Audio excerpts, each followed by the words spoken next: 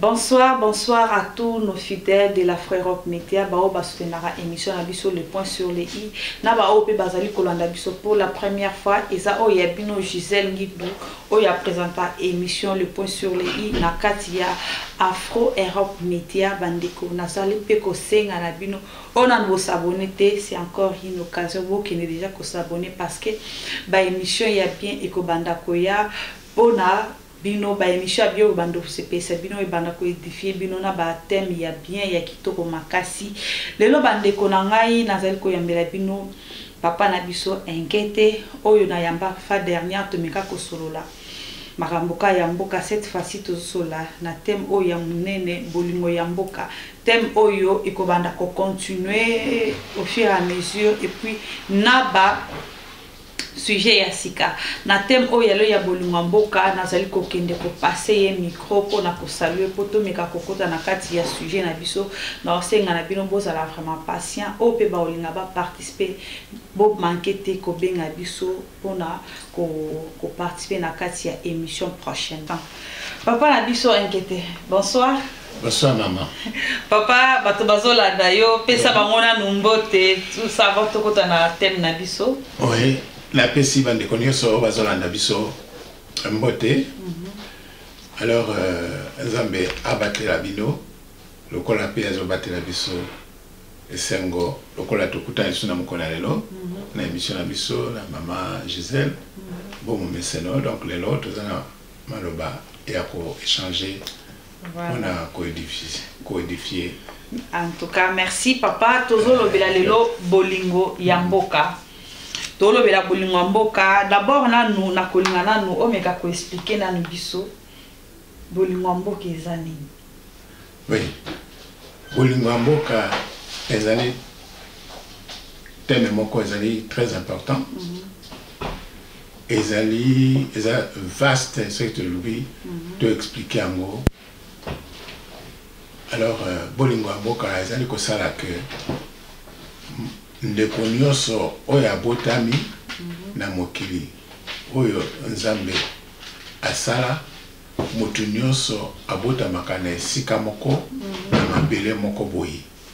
Donc esika ye abotami ezali esika oyo tolobaka bakunda motolo na ye le plus souvent tolobaka ndenge wana. Mais bolingo ya mboka ezali origine. Ezali essentiellement origine ya mutu esika abotami et puis ndenge za kokola na ba valeur ya mboka wana na ba tradition ya mboka wana na ba coutume et mœurs ya mboka wana.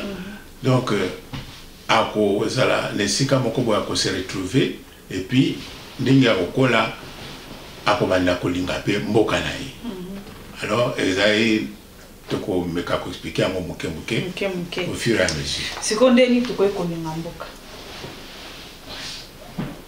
Kolinga mboka to le babiso to za ba congolais. Le quoi to zali ba congolais. Naza ko comprendre que tango ngai nazali congolais. Ezali ko ya automatiquement que nalinga mboka nanga. Ezali ko ya ce n'est pas que il faut na kende ko sala lango classe bien que ne koluka koyekola pour que la linga mboka nanga. Donc ezali eloko moko ezali koya na motema nanga na makanisi nanga na conscience nanga que naza kolinga mboka nanga. Mutuna na ezali ndenge na koyekolinga mboka nanga. Na koyekolinga mboka nanga na lolenge ebele.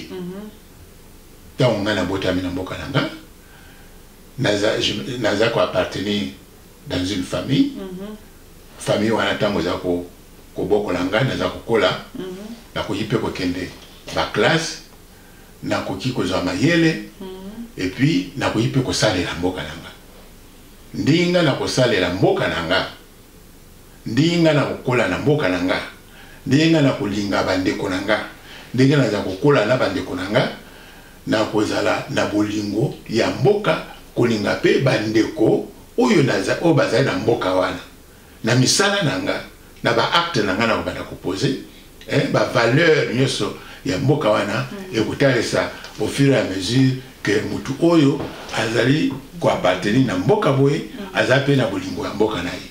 C'est dans la parole et dans les actes. Alors sur le plan général, politiquement, économiquement, socialement, je me retrouve quelque part, et ce qu'on a dit, donc, Mutu Oyo a vraiment Mbokalai. Ah, en tout cas, merci Bandeko Boyo Kiango. Ils sont vraiment très très profond. Yo mtozalaka. Oh na lingi mboka nanga. Na lingi mboka nanga tant que prochain ayo o lingi ete. Tant que batie yo mokonzi na kati entreprise moko boy. Ozali ko gérer yango mabe. Le quoi exemple le quoi Bruno Tibala. Est-ce que lingi mboka na ye? Ce qui a géré mboka na ye, a ko respecter mibeko ya mboka wana ndenge singili. Population, puisque tant Bruno Tibala, ce qui a qui mutu, oyo biso, peuple toponier, asala musala moko, ya politique ne sika yazali, ce qui a salé ya malamu, tokoye bake mutu oyo, azali mutu oyo, azako sala musala pona batu, oyo batiene sika wana. Po tozora ke na primature kuna ekomaka ka famille na ewe. Engagea plus de 800 personnes. On a besoin de membres de la famille. Donc, tout le monde a dit non, alingi ndeka abande kona moko memboka na alingi en fait. Maman, il a engagé 800 personnes na primature. Oui, 800 conseillers. 800 conseillers. Conseillers ce qu'il y a banane, il y a yemokoto, il y a banane. Est-ce que azali ko sala musala ya ye ya mboka ou ya batu moko boye ba yokani pour que ba kende ko sala likopa moko boye. Voilà. Wana eza motuna to tuna ngona. Ba conseiller et wana ezali mbala liboso dans une république. Mutu moko azana ba conseiller ebele ndenge wana. Etikala kozala te. Ezala kate. Tozolo bela bolingo mboka bandeko bozomona ande to kota makambo ngo eza mwa pasi eza te moko munene oyo ekosenga ke bato nyonso balingi ko participer baya vraiment tozali ko inviter bino siko nani azali akoyi ko mibenga kaza congolais. Est-ce que zakaka moto awotami na Congo ekoko za n'importe quelle nationalité yo botami na Congo mibengi to za congolais papa. Ezali eloko moko gratuité. Ezali eloko moko tango ozali congolais ezali kolakisa ke ba origine na yo ezali congolaise. C'est-à-dire que ozali mwana mboka obotami na Congo d'abord. Ozali obotami wana bakoko na yo botama na esika wana mabele wana ozali congolais de naissance ndenge balobaka. Obotama na mboka wana généralement to ba kasika ba oyebi est-ce que oyebi esika ba kunda motolo na motolo nanga oyebi esika origine nanga ba origine c'est à dire que ba ezaka ba bilembo moko ko ekotalisa ke mutu wana pona koyeba ye malamu okende ko kende ko retrouver esika ba kunda motolo na ye. Donc nazali congolais sikoyo nga naza kolobaka naza congolais nazali fier ya kolobaka naza congolais parce que na botami na mabele ya bakoko nanga omoni l'étendue moko boye oyo ezali reconnu comme état comme nation comme patrie ezali na ba frontière reconnue sur le plan international ngai naza ko se retrouver na mabele wana. Alors batia mo drapeau na ngo ezali wana ya matina to kumsaka to zakana drapeau pona kotalisa ke Congo ezali représenter na drapeau wana. Ozomona. Alors ngana za congolais ni na mboka wana oyo bazopika drapeau wana. Alors esika nazali en tant que congolais na bengami congolais parce que culturellement naza koloba pe langue nanga langue lingala karate lingala karate parce que biso toloba ke congolais faut ayeba lingala donc ça c'est faux. Non ça c'est faux. Ça dit que il faut nayeba ba culture ya mboka nanga tradition ba mers ya mboka nanga alors na se retrouver partout na kozala enregistrer quelque part tant on a botami bakoye beskani nga na botami bako enregistrer nga quelque part alors bakoye okende koluka nga partout dans le monde bakoye kokende ko retrouver nga na esika wana partir du moment ba enregistrer nga na esika wana na mboka wana. Oui, donc quand est-ce que bakoye ko benga ngai est-ce que bakoye ko benga nga congolais et le koni ne ko laksa que nga na zali congolais. Alors ceux qui nazali congolais bako retrouver nga quelque part identité nanga bako identifier nga bako enregistrer nga tant na botami. C'est pour cela ça ka recensement tant bazo ça recensement c'est pour la koyeba tu bazali combien na mboka wana pour la koyeba combien ba botami par exemple dans telle région pour la enregistrer bana o bazako botama ba au sala recensement. Alors avec ce recensement là bakoyeba nombre ya batu nombre ya ba congolais o bazana mabele wana donc nga nazali congolais d'origine na botami na mboka Congo.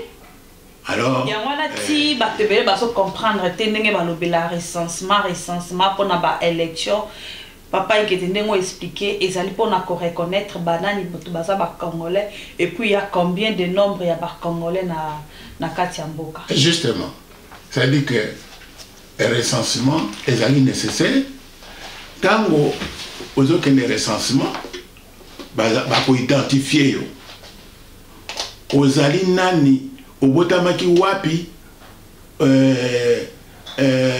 ce qui ozali obotamaki na région nini obotamaki na territoire nini obotamaki na village nini. Alors recensement wana bakoyeba esika nini yo obotamaki. Alors tango baza ko recenser biso banso na mboka Congo bakoyeba combien tozana mboka wana bako recenser mutu nyonso tata maman na bana dans telle famille na époque coloniale babanda ko ça recensement chaque mois pratiquement. Ça dit que au boti mwana il faut que memaye na bureau pour ba enregistrer au boti mwana au kende na l'état au boti mwana memaye na l'état baza ko enregistrer automatiquement baza ko yeba na mukolo bana babotami combien et nombre ya batu bazali combien yangona batu oyo bazalaki enregistré bango nyonso bazalaki enregistré na Kinshasa na population noire oyo na place na bazako benga ngo population noire wana okokende kokuta kombo ya koko na yo na esika wana. Donc c'est ça recensement. Alors recensement ce qui est ok oui papa siko recensement na élection. Oui. Donc, au moins que ce qui recensement est salemi, bah il y a un nombre à batu. Ce qui boni kopona, par exemple, dans la région Apino, région à Bandundu, vous avez 100 personnes. Dans 100 personnes, ce qui boni koli gouverneur, bah il y a que 100 personnes bah koli gouverneur Mutumoko. Donc alors, ceux qui vont surtout voter, banane va voter, na banane va voter.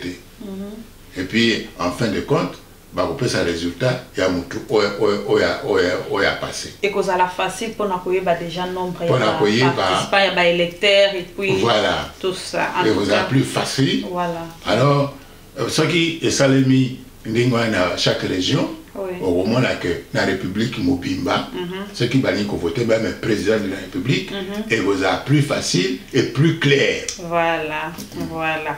Papa, si quoi yo moi question sur ce zoya. Ah, tu le bel bolon en boca. Il y a un des thèmes à l'île. Oui. Si quoi c'est total ba action sous.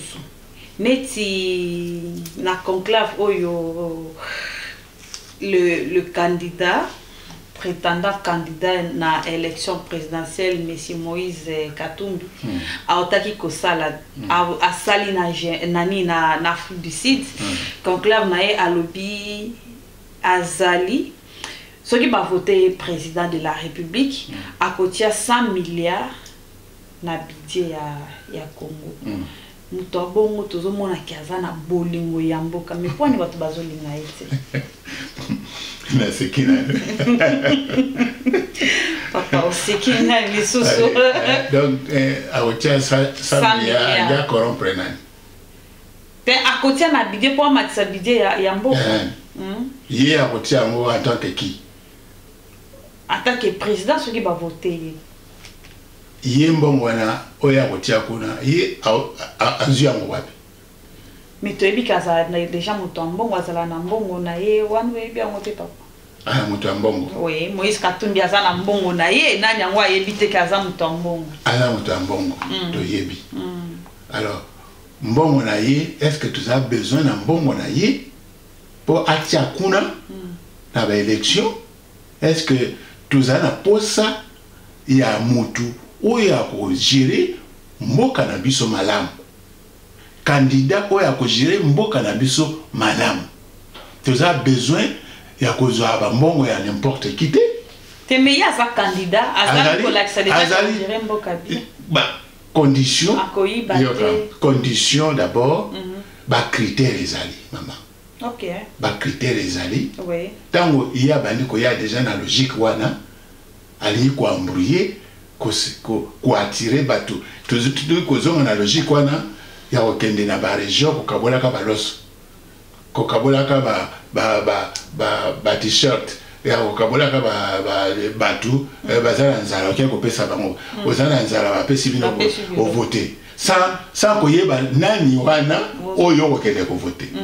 Et puis, makambo oya ko voter oyo. Nan to bani même pas propagande de makambo ta élection. Et donc un des autres campagne il y a quand même des lois. Yo bandi déjà au bandi ko tia déjà ko tia batu ba logique ya ba mbongo ko ça n'a pas de sens tout ça. Nazo mona ngo ezali normal parce que le moment viendra oyo to ko sala ba élection crédible. Donc, papa... Tout ça, il n'a nous-mêmes pas recensement. Et là, comment on a tout évité, ce qui va congolais, bazali combien? Bazali comme chaque jour. Alors, ce que va congolais, bazali combien? Et puis, banani va voter. Yom la moko yé na ba logique à makambo ya désordre. Ça c'est un désordre. Comment ils ont désordre? Comment ils ont désordre maman? Mboka ezali mboka il faut tamwa na mibeko na yango. Il faut qu'on landa logique mboka il faut tamwa na mibeko na yango.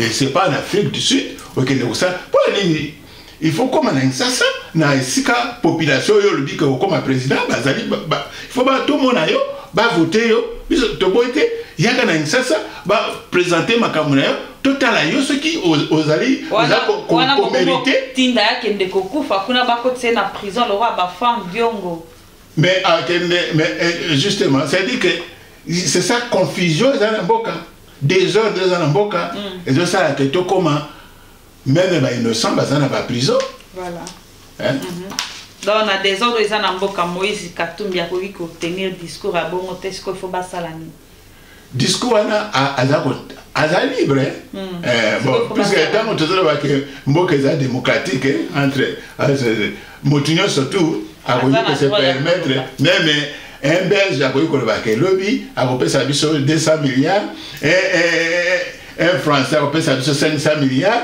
ainsi de suite tout le monde alors c'est quoi tu voyais banani?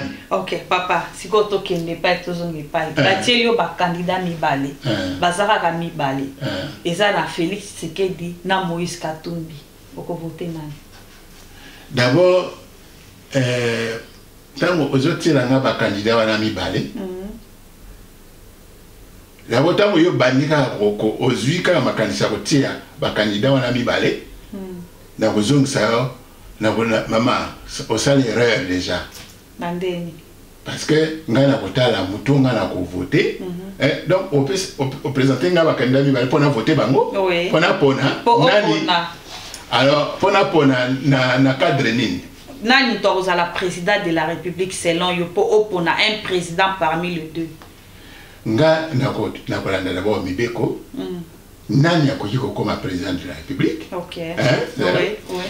Constitution na biso eza koloba nini? Oui. Est-ce que constitution oyo ya biso ya banda kala ezali koloba nini concernant élection présidentielle?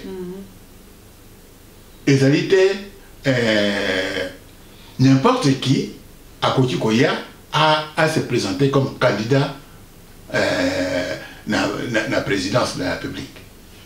Parler au niveau de Bani, Félix, ça va n'importe qui, Moïse Katumbi, ça va n'importe qui, au niveau de Bani par là, papa. Mais Félix Tshisekedi, tu es du papa naïe, Azama Namboka. C'est clair, la logique est là, c'est clair. Mais Moutou Moussousou, Moïse Katumbi. Moïse Katumbi. Ngai, avant que na ponaye, il faut na yebaye. Mais tu es bien, ça la yebiete. Nga personnellement, na yebiete, na yebika kazalaki gouverneur, mais na yebiete. Mais est-ce que mon temps va y barande nini? Peut-être il faut na yebaye. Azali nani d'abord? A komi wana comment? Il faut n'attendre la curriculum vitae naïe, il faut naïe baye. CV naïe, il faut n'attendre ce qui a mis comme président de la République.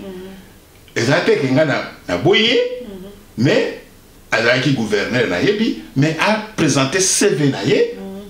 À partir de CV naïe, tu as des critères pour comme président de la République. Ok. À ce moment-là, alors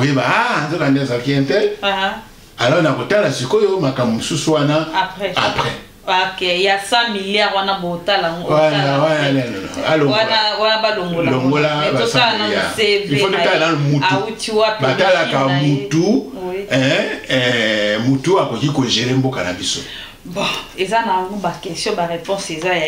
Si vous avez parmi les politiciens na biso bazana mboka na moment oyo. Selon yo nani mutu azolakisa ke non azana bolingo mboka. Kolakisa que olingi mboka na yo. Kolinga mboka il faut ba mona ba acte. Il faut ba mona ngo tango aux responsabilités à mboka na yo. Alors bazar otala ndenge nini en tant que politicien. Ce que vous allez politicien bakotala ba compétence na yo. Voilà. Bakotala ba capacité na yo. OK. Ceux qui vous allez par exemple député, oui. Bakotala, ceux qui vous avez mérité vraiment vous avez député. Oui. Ils ont été comme député parce que au pesa qui c'est qui a l'osokuna. Ou bien aux alliés députés parce que au yeba ni na intel. Mais tant au komikuna aux alliés que ça là est là comme côté pour le peuple. Vous avez question na zani ni zongina ngolisoso. Parmi les politiciens na biso bazana mboka na minito na mutu selon yo azomona nkazana bolingo mboka. Mais au peuple bakwe ko tiela bolingo mboka na ba parmi ba politiciens oyo tokoki komona que siko akoki ko sala eloko moko pona mboka siko ezali possible était pour que to yeba yango parce que direction batu oyo baza ko diriger mboka wana ezali ba congolais te. OK. Voilà. Ezali pays, ils sont dans l'occupation. Okay. Ceux qui sont dans l'occupation, ça dit que ils ont des bâtiments sous au bazo coiffé bino, au bazo peut s'abino ba ordre. OK. Bazo peut s'abino ba ordre. Donc aux alliés indécis, aux alliés sous domination. OK. Puisque c'est un pays, donc aux alliés humiliés. Voilà. Aux alliés humiliés parce que Ngaï en tant que Congolais, n'a quoi l'ingate que un Tanzanien aya comme président de la République pour appeler ça un ordre mais n'importe na pourquoi à na Tanzanie pour abana ko gérer mboka na mais yi a quoi ko gérer na place nanga cela veut dire que ngai na incompétent nazali ignorant nazali donc c'est donc nazali mutu moko oyo nazali na ba capacité ya kosala mosala wana te. Salut à tous, aujourd'hui je vais parler avec vous concernant Jivabox. Jivabox, c'est le box le plus moins cher qui est composé de plus de 2000 canaux de partout dans le monde et dans les diverses langues. Et comment faire pour avoir Jivabox? C'est plus simple, vous pouvez utiliser directement à partir de votre Smart TV. C'est encore plus simple et plus moins cher. Ça ne coûte que 50 € seulement le Jivabox dans votre télévision. C'est à partir de votre téléviseur, allez et téléchargez l'application IPTV. Et à partir de cette application, vous aurez votre numéro de marque de télévision. À partir de là, lorsque vous avez le numéro que nous affichons, rassurez-vous, c'est dans moins de 5 minutes que vous aurez toutes ces chaînes. Et au cas où vous n'avez pas Smart TV, c'est plus facile. Appelez justement avec le même numéro que nous affichons pour recevoir Jivabox. Et Jivabox ne coûte que 120 € seulement avec abonnement pour toute l'année. Et avec Jivabox, rassurez-vous que vous ne serez jamais dessus. Vos enfants seront à l'aise dans la maison en regardant le canal pour les enfants. Et le papa ne vont plus sortir pour aller suivre le match ailleurs. Merci. Rassurez-vous qu'avec Jivabox, vous ne serez jamais déçus. Par là, on va comprendre aux Olingolo que le président va se diriger peut-être à ma ou pas, à Outi, Tanzanie, tout ça, des choses pareilles. Mais ils ont bien voir Congolais Moutubatika qui est bien voir Congolais Moutubatika qui est biso ba Congolais. Oui. Donc si vous avez peine tindengo le bipembo kezali ya kokonza bazali ko occuper biso bazali donc mi beko wana ezouta na likolo ezokoya mais bato bazo exécuter yango bazaba Congolais papa to lo bani na makambo wana bato baza ko exécuter ba ordre justement. Oui, et ça va Congolais. Mais puisque baza ko za ordre il y a ba Congolais wana. Voilà, on peut s'y répondre, poser question, on peut s'y répondre. Bien sûr, parce que réponse, c'est au monde on a déjà, dans le cas, il y a répondre, mais n'a pas déjà réponse, ça, bango mutu bazali ko exécuter ba ordre. Exécuter ba ordre. Kala ba tiko boma ndeko na biso aussi. Ndenge ba bomi ndeko na biso aussi, hein? Mukendi. Voilà. Comme on est Mukendi. Oui. Aussi. Oui. Alors, ba bomi na congolaise, une congolaise attirée, a vu ordre attiré à Bomier. Alors, entre parenthèses, ce que vous avez na service militaire, ce qui va appeler ordre salayamo, il faut salayamo. Alors, le cause qui a Boma. Alors, ce que vous mettez est aux ongles. Ce qui fait que, Batou Oyo Bazako diriger, ou Bazako coiffer biso, c'est-à-dire que le coup là, ordre des alliés militaires, ordre wanata mozako tana likolo, ou il faut déroger à monter parce que et au côté aussi. Alors, c'est ça, Bazako ça que, bah preuve, il y a occupation. Ndenge Bazako Boma, ndenge Babomir aussi, ils ont dit moko ndenge Baboma na est, ils ont dit moko le quoi Baboma qui bande qu'on a biso. C'est la même chose. Hein? Alors, ordre wana, ils ont ça que sur le plan militaire, tous allez diriger non pas par une force armée congolaise, mais la force armée étrangère, où il y a likolo, où il y a diriger Bokanabiso, où il y a ordre sans pitié. Et puis, ordre wana, ils allaient non seulement sur le plan militaire, ils allaient plus sur le plan institution. Au niveau de l'institution, ils allaient diriger la force étrangère.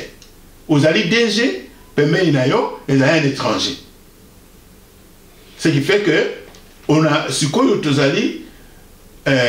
sous domination étrangère.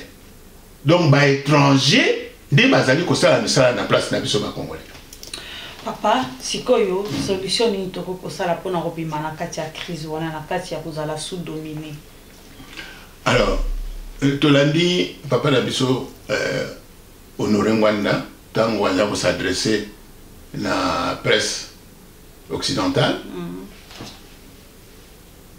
a proposé cette mesure.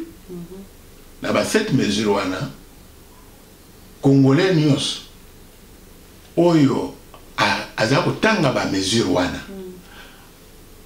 Atala nanu, papa Honoré Ngwanda te, atala nde makanisi na ye, makanisi wana oyo ye azako pesa. Est-ce que ça mabe ou bien ça malamu? Tout le monde a un sentiment. Tout le monde a un makanisi contre son frère. Donc, tous zonga na makanisi a tendre le boko na biso ba congolais. Biso nyonso ba congolais, tout comme uni. Unité nationale. Unité nationale. Yamwana ekosala que tout comme na force moko oyo que même multinationale au baza ko linga ko bakaliser mboka na biso tokoki ko longa bango seulement ceux qui tous unis une force. Alors c'est pour cela la jeunesse est bien placée pour se mobiliser, pour s'organiser, pour s'opposer na ba force wana o ezali ko dominer biso. Ok papa, papa Honoré Ngwanda ndenge ngotiko lobela tozala ini force ya unité za makasi mais ya sana donc azo linga ko se réunir na baninga. Non ala to ngasi. Ça vous posez question là to ngasi. C'est-à-dire on a ça les cas qui ont déjà. C'est-à-dire que tout de suite commis ibosona toza ko luka ba solution. Vous voyez ce qui va y na ndako moyibi akoti na ndako ata boyina naki ata bozaki na bakanda botiki na bakanda bobengana justement botiki na bakanda bosani ni bobengana moyibi wana mais siko tozomona ke ndenge bozo ndenge alobi bongo mais il paraît moyibi wana pe azanamu. Mais au lieu botika bakana to s'attaquer na moi c'est papa Honoré Ngwanda muto s'attaquer na banenga oyo waza kula tu as quoi avancer papa tu as quoi avancer ça dit maman tu as quoi avancer nyonso wana ba critique wana c'est important au moins ndenge tozolo ba boys tozolo le tiko tangila na kombo ya Moïse est-ce que ngana ibi na ibi était oui alors sikoyo yé ndenge za ko fonctionner. Est-ce que Azoa Batak était et Moïse Katumbi na Paris partout Azoa peut Batak non mais Azoa continue Zilana. Mais alors n'engue Azoa continuer. Est-ce que Azoa kende yemoko? Est-ce que Azoa sa makambu na mutu makasi? Est-ce que ayebite que y a des étrangers ayebi? Voilà. Mais et là quoi mutu ezali nini? To comme la position où le cœur to banay ko se critiquer entre biso na biso ozomona to banay ko ça net ko soit na ko luka vérité si que zali so ko sali boza mabe so ko sali boye bongisa so ko sali boza mabe bazo critiquer toujours critiquer si ko biso surtout na ba critique on to pesa na to pesa to ko non to se critiquer les sociétés de comprendre tant mususu mutu aza ko lingaka to se critiquer les ennemis zo kande pour que tu réussir to réussir na problème to zanango il faut to longola ba. Et puis ma critique bozo c'est critiquer toujours en public mutunyo sozo mona mon ennemi wana a ko se réjouir na kati na yango na kati ya distraction ba critique na kati ya ba nini wana ennemi azo se réjouir na yango ennemi Azali, au moins d'abord par le fait même que pays est en occupation, il s'en fout, bateau baza ko occuper biso, Azali ba Rwandais na ba force multinationale. Donc il s'en fout na ba onyo subo sala. Oyo boza ko sala, boza ko se critiquer, bien au contraire, Azali dans le système d'occupation, ezali dans la psychologie oyo bango bazali bango nde baza ko gérer biso baza ko diviser biso tango ba yepa na ba pesi 500 euros ndenge tozo sora boye to critiquer le lendemain ba bimelio na 1000 euros ou bien 2000 euros 500 oya manga ajouter okomona makamu papa inquiète na ba longa za mutu mako boye o changer mentalité comment donc ce que je sais que ceux qui bali ko diviser biso ezali politique oyo basale la kango na makambo ebele toza komona politique wana ya ko diviser pour régner nde yango wana baza ko utiliser bandakala. Ok, papa, merci. Bah, explication no bato ba yo kiango. Et puis question moko pona kosilisa par rapport à Vital Kamerhe. Un mot par rapport à Vital Kamerhe. Et aya moto moko ba yebi aya na mboka na biso akoli na mboka na biso asali ba classe na mboka na biso mais makambo ya koloba ezali ebele mais moment ekoya oyo toko lobela ngo lisusu na ndenge mususu lelo to sukana wana moment ezali oyo toko to bombinana bon pour la Vital Kamerhe to bombinana bien sûr que ta ezali vraiment kokene na suka tozali siko kokoma na suka ya émission na biso tozali kutu teme tokomi siko na suka ya émission na biso oyo tozalaki na thème ya bolingo ya mboka ezali ko faire soulever moi ba sous thème ebele mutu nyonso azali le bienvenu papa na biso inquiète eloko nini ya suka pona kosisa émission na biso et tozala kolobela mingi na lolenge nini biso ba congolais